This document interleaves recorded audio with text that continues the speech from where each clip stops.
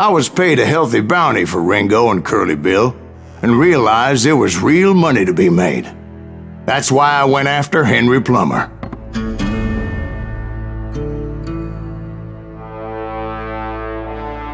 Now, wasn't he the sheriff who augmented his income by shaking down miners and robbing gold shipments? That's the one.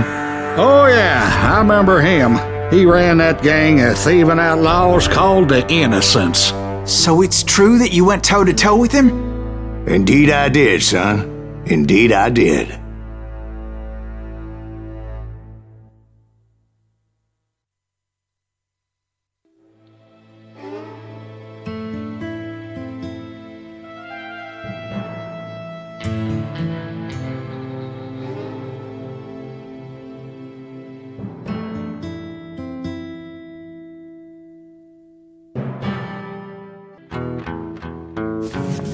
I knew I needed resources if I was going to track down Roscoe Bob Bryant.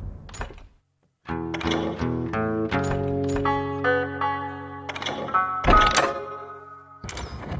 hunting Plummer looked like a good way to get rich quick, as the local vigilantes exposed him as the leader of the bandits and put a generous price on his head. Plummer rallied his gang to plunder one last gold mine before making their escape, and that's where I thought I'd find him.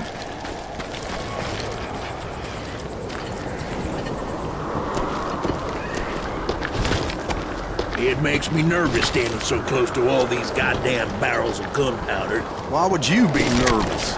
No one has the cojones to come after us. As my late father pointed out to me more than once, Besides, God George is made up there on men. the rocks with that rifle of his. Samuel Nothing Colt gets made past him him. equal. Who the hell is that then? Don't let him get a shot up!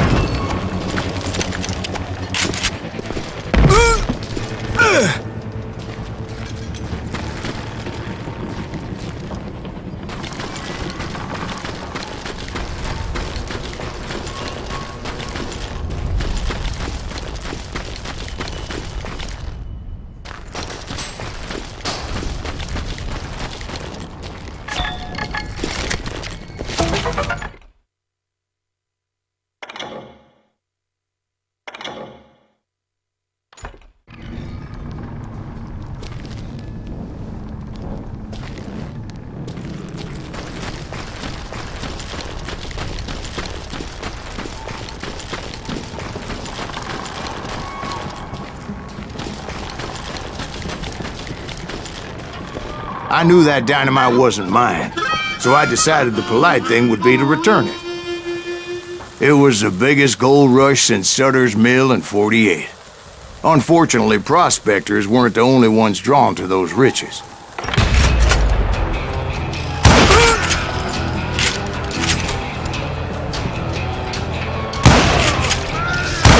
There were thieves and killers, robbing travelers and hijacking gold shipments.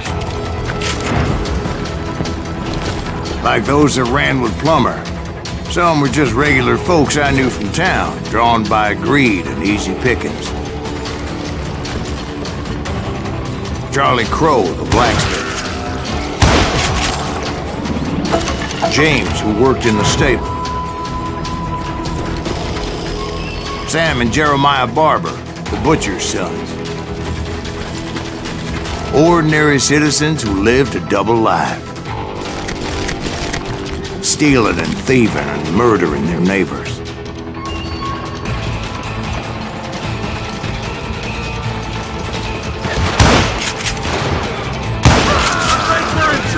course, the rest were veterans of the Civil War.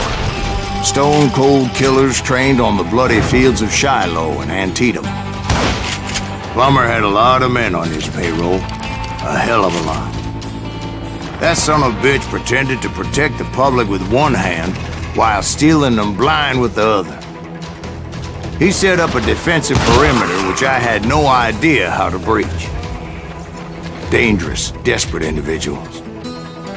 I was outnumbered and in way over my head, but I was too damn stubborn and stupid to realize it.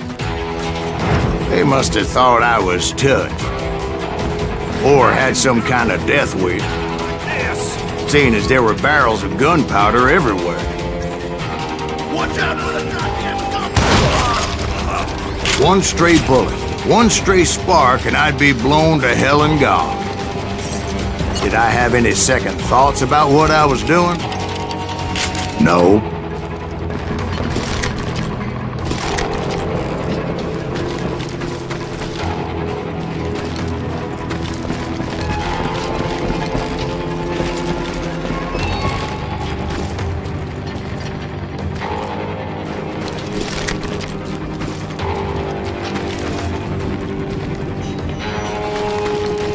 I thought I was some kind of hero. I finally made it past and headed on to meet my destiny.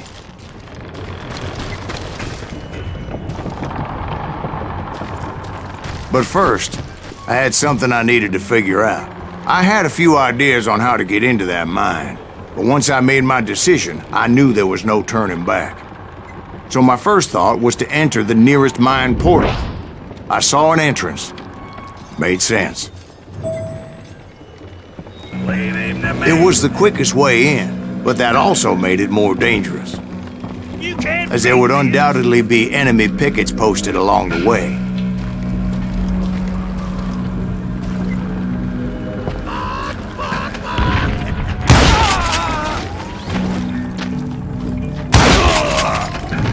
I'm putting you down!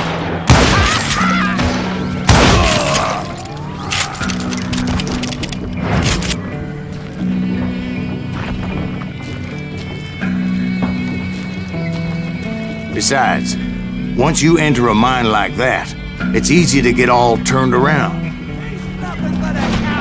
And that confusing maze of corridors wouldn't even be the worst of it. Some of those shafts could be as deep as hell.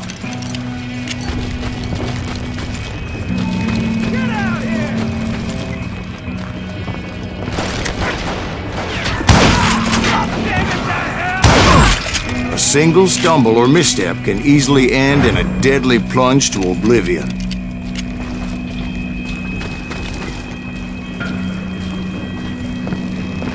Hey! I'll flank him!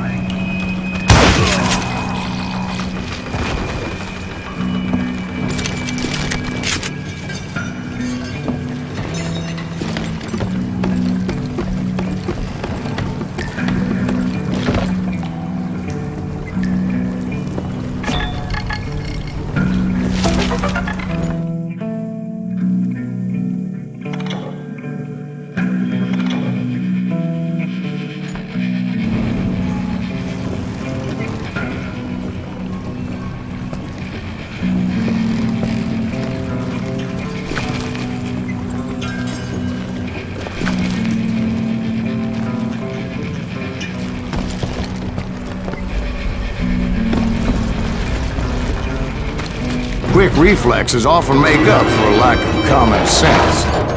Luckily, I was never one to be easily bushwhacked. I would just need to be careful not to blow myself to kingdom come.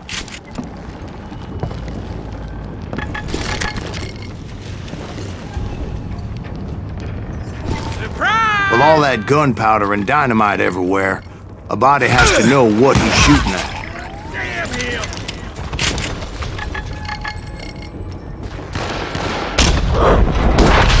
Time to die!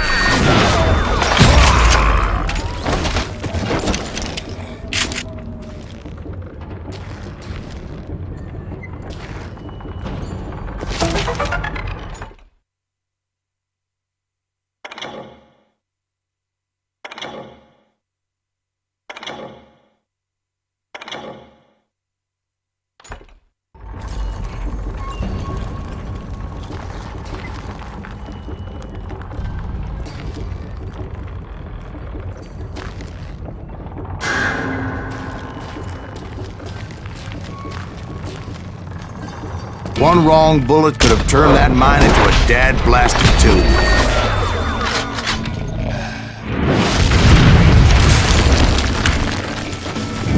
I freely admit that my plan of attack was not just moronic, but clearly insane.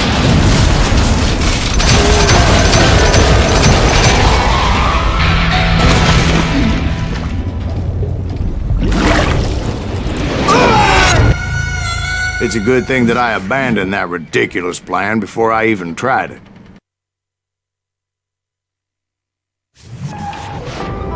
Instead, I spotted a ladder, way into the mine from the opposite side.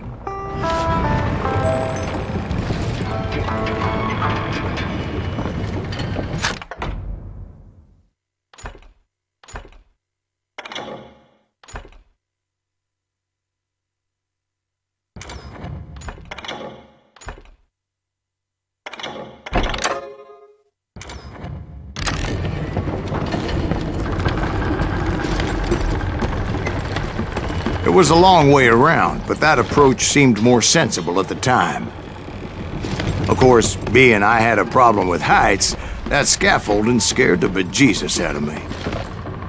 Climbing down that ladder required some caution, because even though I had a younger man's reflexes, no man can dodge a damn bullet while climbing down a rickety ladder.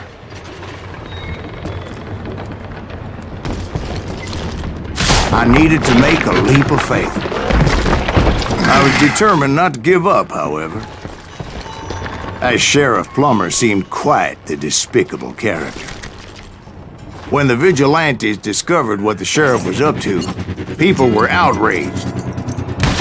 That 10,000 they put on his head would go a long way to helping me find old Bob.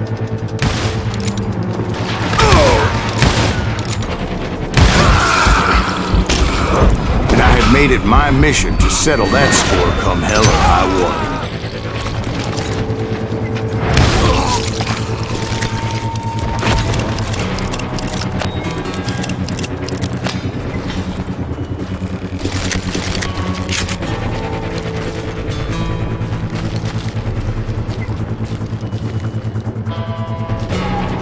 But first, I would have to make a choice. Take the elevator, or climb the ladder.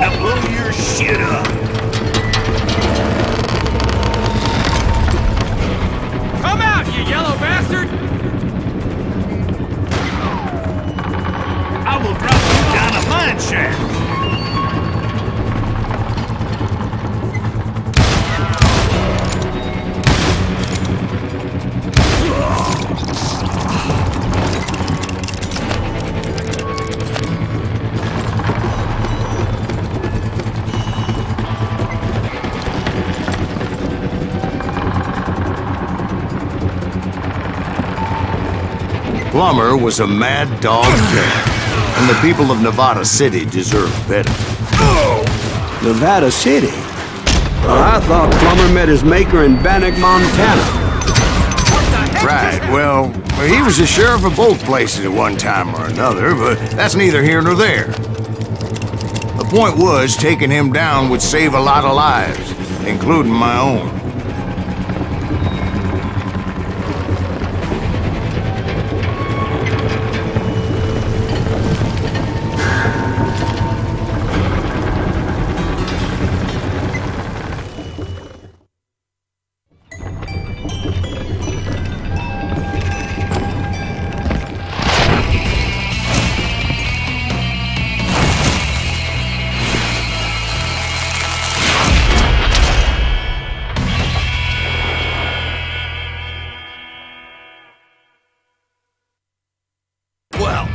This day is just getting worse and worse for you.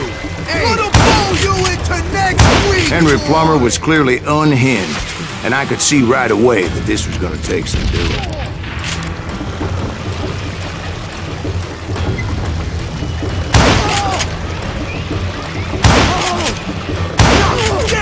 I need some help here! Come on, boys! Take this cocksucker out! That's right! Run!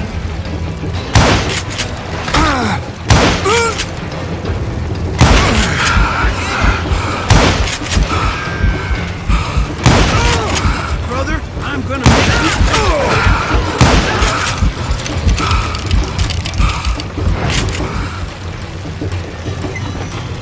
They're gonna bury you in a million pieces! I'm going all medieval on your ass!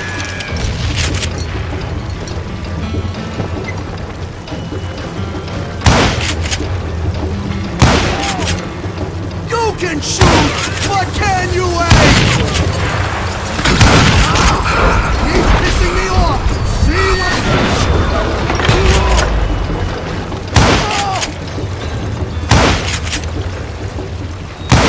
Back, you morons!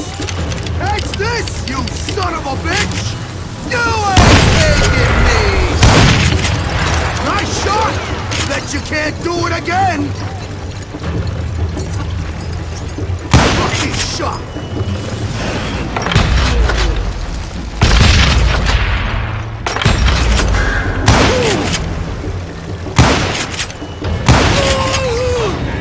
So that's how Henry Plummer died. Him and his crew were worth their weight in gold. And now, I was officially a bounty hunter.